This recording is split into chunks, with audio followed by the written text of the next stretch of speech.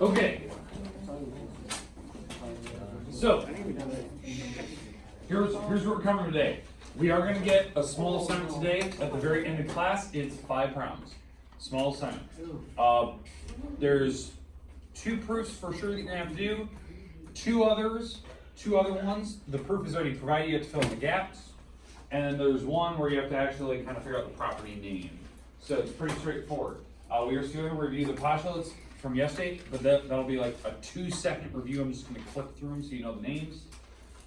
Example today, we're doing geometry proofs again today. I'm going to throw some angle ones in there today so you can kind of see. Those will be at the end if we have time allowed. But homework today, it'll be due on Friday. It's 5 problems and it comes in 2 parts. What I mean by that is tomorrow we'll get the second half, which is one of our last assignments for this particular unit that we're in, this 3rd unit. So we're going to get more tomorrow. The reason I'm breaking this up is because I don't want to confuse you on what type of problem I'm assigning today. The problems we do in class day are the ones I'm assigning. It's that style of problem. So then tomorrow we'll do more angle stuff, and that'll be what you're doing in that assignment tomorrow. But tomorrow we have more time in class. We have some properties we have to go through. Okay? All right, questions? Perfect. On the board, this is one of the ruler postulates. I think we had this Monday, if I'm not mistaken. The ruler postulate is on any line, you can do a one-to-one correspondence with real numbers. So if you want to measure something, every spot has a real number that's associated with it. That's fine. That allows us to measure things. We'll need that for later sections. The next one, second edition. This is one we did a lot on Monday and even Friday last week, where I gave you numbers here and you had to find X. We did some of those. In fact, this postulate is the #1 postulate we used all day yesterday. In fact, it's going to be the #1 postulate in your homework today. So if you need to make a little star next to that, that one is the one you're using in your homework today. That one. I'm splitting it up. So you know, like 99% of your homework is that for the actual proofs. Geometry proofs, not just algebra. Protractor postulate, we talked about this one yesterday, is how you can put a protractor down and measure angles. They could face any direction. They could face the right side, they could face the left, and you can still use the measurement. You just have to use the inside or outside. You will need a protractor eventually, not today, but we are going to get to a point where you're going to start needing it. And I'm trying to pre-warn you, you cannot lose that thing. You have to go get one, you have to have one on you. Okay, all right, and then angle addition, this one we're going to use probably more tomorrow. I'll probably try to stay away from this one today. The reason being is that this one is the one we're going to use tomorrow in the second part of the assignment, and I'm going to try to avoid this one so I don't get confused. But again, we talked about this one on Tuesday, that you could add angles together to make a bigger angle. That'll be like the majority of what we do tomorrow. Questions at all? Perfect, let's jump right in. You should already had all of those. Here's the problem I left with you yesterday, correct? Mm-hmm. Let's go through it. What's my first step of this proof? Given. What's all our givens? What's our givens? Let me walk me through it. CD is congruent to FG. Good. I agree with that. CD is congruent to FG. That'll be one of the things we have to put now in no particular order. What's the other stuff that they gave us? E is midpoint of E. Yeah. E is the midpoint of DI. Okay, these are my givens.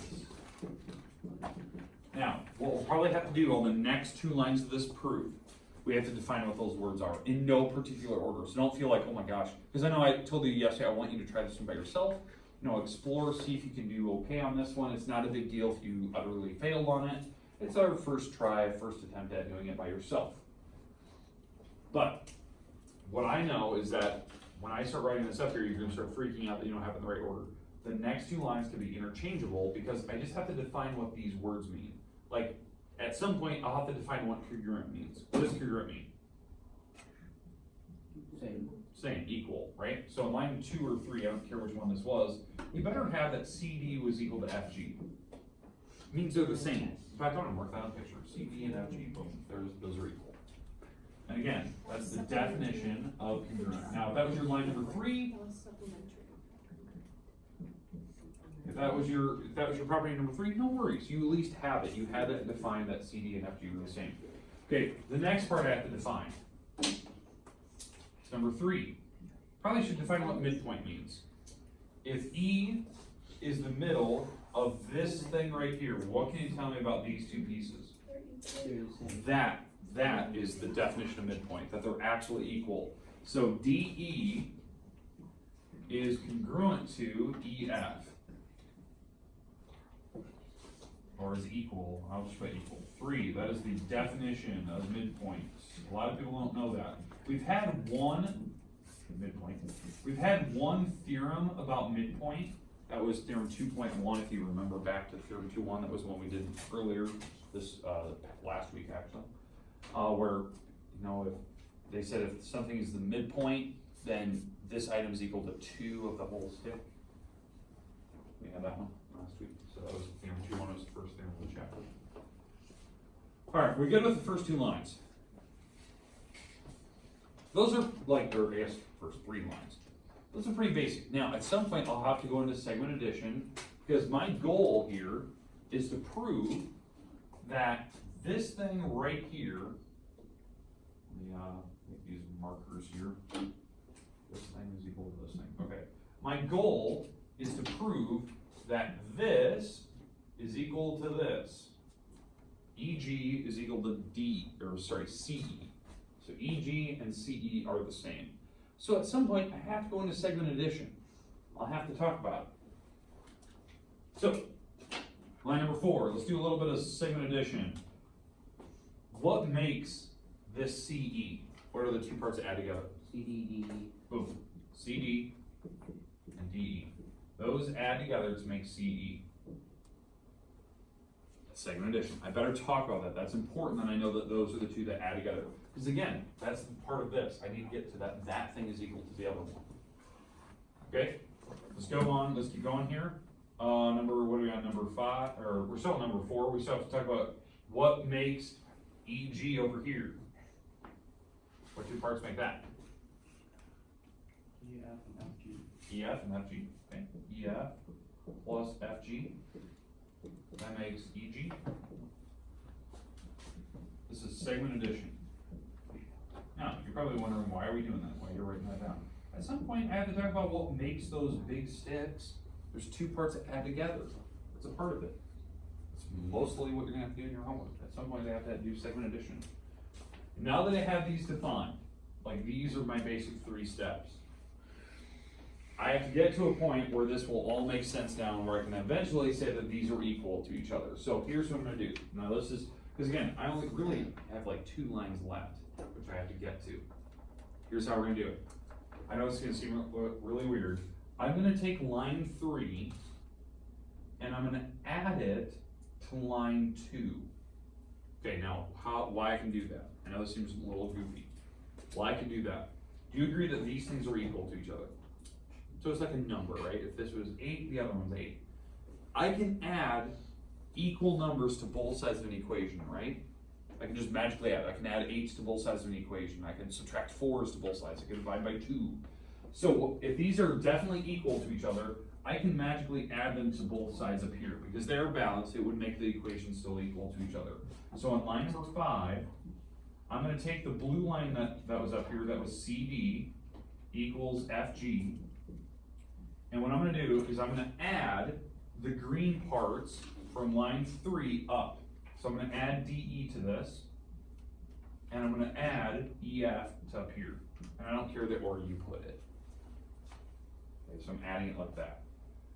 And again, what allows me to suddenly add something to both sides? Additive property of equality. Because I'm adding something of equal value to both sides. So it's the add prop of equality.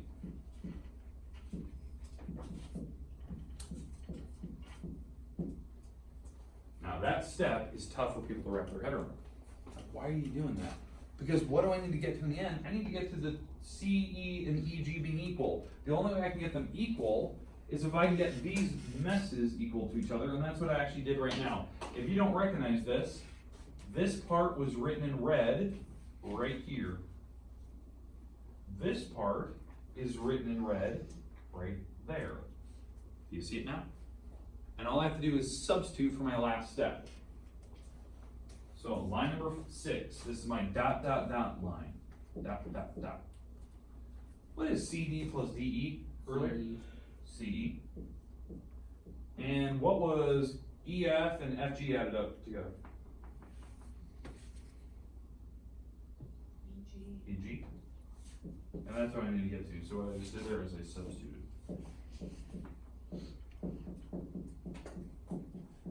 Well, technically we do need an extra line, I guess, because we just have that they're equal. We probably have to have that they're actually congruent. So this actually goes to 7. I would have been fine for a second, but better be correct. Line 7, dot, CE with the bar above it is congruent to EG. Better make it all the same. Definition of congruence. I have to make it look exactly like what they have. They are trying to prove that they're congruent to each other. They're equal, they're congruent. Questions at all? Now, if you look back, because I know I want you to attempt this, hopefully, you had the first few lines correct. The first few, right? You had the givens, when you tried it yesterday by yourself, you had at least a congruent idea. Some people tend to forget what midpoint means 2, 6, or equals. This one might have been an iffy step for some people. They may not have realized you could do that, because they forgot what midpoint means. But at some point, you better have segment addition, the parts. Hopefully you added the right sticks together. I've definitely seen people where they made a mistake on this one, where they tried to add all 4 sticks across to make CG. Remember, you're trying to think about what we need to prove in the end. We're trying to prove that certain pieces are equal. So those are probably the pieces you should show that are being added together. All right, questions, comments about this problem? Okay, I thought it was a good one. It kind of follows all the same structures we've done before. And it does talk about midpoint, which is nice. We do need to find those midpoint words. Every once in a while, it's kind of nice to see those things.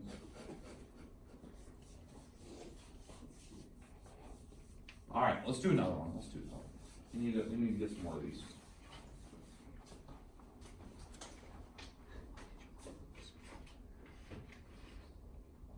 All right, here's my next one.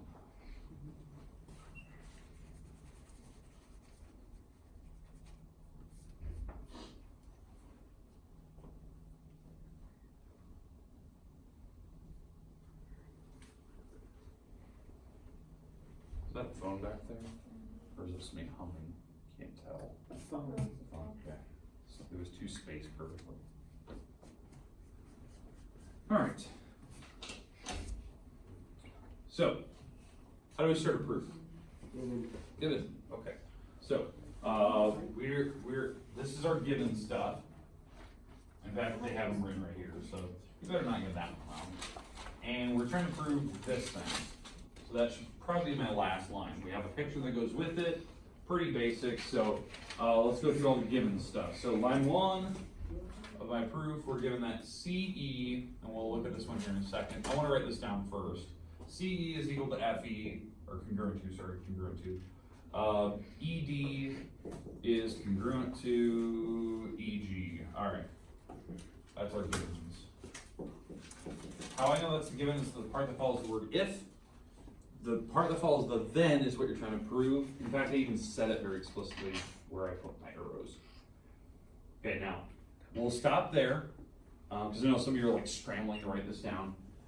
The given part should be kind of just a set point. You should get that part right? Now the proving part, the last line, yeah, you should eventually get there. But the middle ground is what I was trying to explain to you yesterday is like, don't overthink the middle, because really the first 3 lines for you should be very straightforward. You know, the first line you write all the givens on a geometry problem. Line 2, you redefine a word or a symbol, so I'll have to probably talk about what congruent means. And I'll make the little marks in the picture. Line 3 is usually set up a formula like segment addition or angle addition if it's geometry, so we'll do segment addition here. And then eventually I have to do a couple lines where I eventually try to prove that, you know, these sticks are equal. CD stick is equal to eventually FG. This problem, even though it looks different, is insanely close to the last one we just did. Like insanely close. Okay, so let's talk through step 2. What should I put on step 2? Definition of congruent. Yeah, gotta talk about what congruent means. It means CE is equal to FG. And ED is equal to EG. That is definition of congruent. It means that they're equal. Duh. 2. Definition of congruent. In fact, I'm gonna make those marks on the picture using my green. I'll try to make different markings. So CE is equal to FE, or FG. Where's FG? Did I write that down? Did I write this problem down? Oh, I didn't make that mistake here. Hold on, gotta fix this. I thought that was weird. No, I missed the E. I put a G, I got too excited. Did I write all the rest down wrong? It's just an E. Alright, hey, you gotta fix the E if you wrote down my problem. It's like just like I did. Fix the E here, fix the E here. I thought it was weird. I got to the picture and it didn't even look the same. Okay, CE, FE are the same, perfect. ED and EG. ED and EG. Alright, boom. Okay, again, make those corrections. Sorry. Get too excited to get all the letters wrong.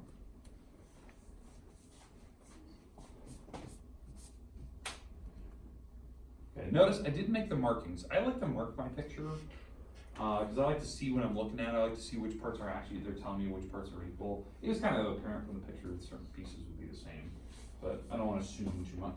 They did tell me they were equal. All right, now we eventually need to prove that 2 big sticks are equal to each other. I need to eventually prove that this whole stick here, C to D, is eventually equal to F to G. That's what I'm trying to prove. That's my last step. What I should probably talk about right now is what makes those sticks individually. So for instance, line number 3. What parts add to make CD? What parts CE add? and ED. Boom, CE and ED. Those parts make C to D. And what makes the other stick? FE and EC. G again.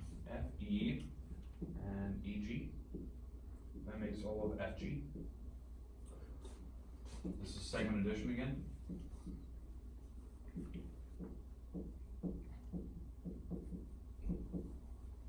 This is turning out to be almost identical to the last one we just did. Okay, so at some point, I'm trying to prove, because again, I always like to think about end result. I am trying to prove that these 2 things are equal. So at some point, I need to show that this mass is equal to this mass. At some point, I have to show that. That way I can eventually get to these 2 things have to be equal to each other. I don't want to assume it right off the bat. So I have to eventually get there. Here's how I'm going to do it. It's just like the last problem. I'm going to take this line right here. Do you agree that these are equal to each other? They told me that. I'm going to add them to here. I'm going to add them together because that's an add property of equality. I can add to both sides, right? It's like adding an 8 to both sides. These are equal numbers, so I can add them to this thing and it would still be equal because they're still balanced. So in step 4, CE, I'm going to add the ED to it. That left side, I'm adding this to this. And on the other side, I'm adding the EG up here to FE. FE, I'm adding an EG. And again, what allows me to do that is the add property of equality. Prop of EQ.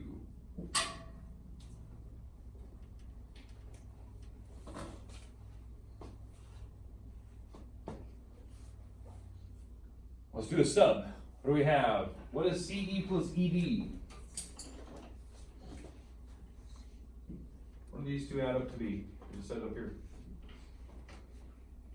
CD. CD. Boom. Yeah, that's good. What do these 2 add up to be? FG. FG. Again, does everyone see that they would actually add to make those letters? Because we said that in the line right above it. That FG and EG would actually add to make FG. And so what I'm doing here is I'm subbing, substitution.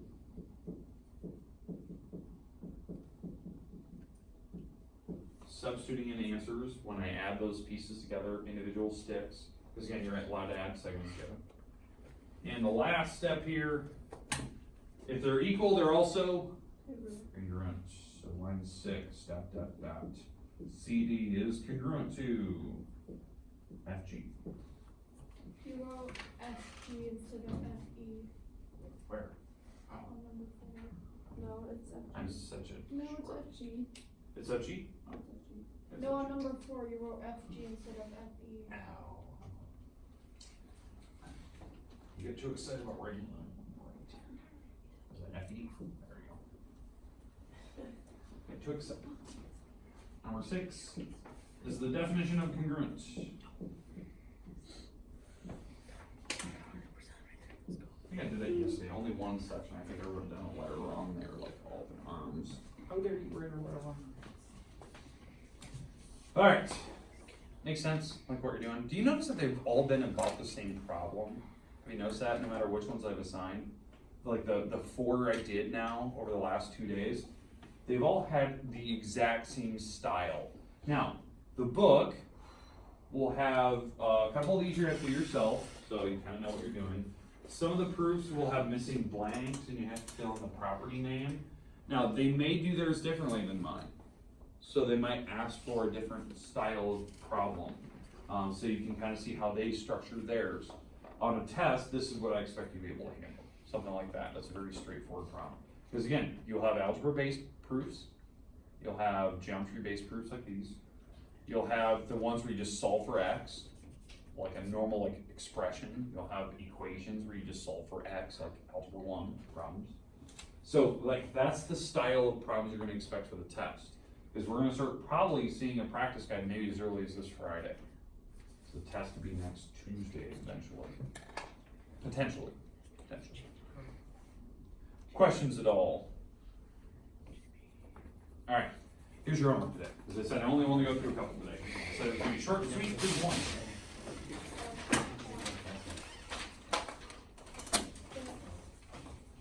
Okay, I got a clicker. Oh, I had a clicker. What's nice? Okay, alright, here's your homework. Again, we are going to add more to this tomorrow. You're going to add more to this tomorrow. Today is just the first few, so I would definitely say if you have time tonight, work on these select few. That way you can ask questions tomorrow right when you come in, or you can walk in the morning. But we're going to add a second part to this assignment, which will be a short assignment again. But we're breaking this up into 2 parts, so it's not confusing. These are all segments now. So again, these are due on Friday. We're going to add select few problems tomorrow to this assignment. But this is your problems today. It's 5, 1 through 4, number 9. That's it. 2 of the problems, the proof is already provided. You just have to fill in gaps. A couple of the problems you're going to have to do yourself. And I expect to see them just like with mine. I may or may not have done a problem or 2 for you. So if you have notes, you might be rewarded for it. Okay, but there you go. You have about 6-7 minutes here. You can kind of work. I said I want to give you a little bit of time today. Tomorrow, the same day, we're gonna do angles tomorrow. We have a few new properties we have to talk about tomorrow. Just give some numbers for some certain things. So there you go. Question? Main question. Yes.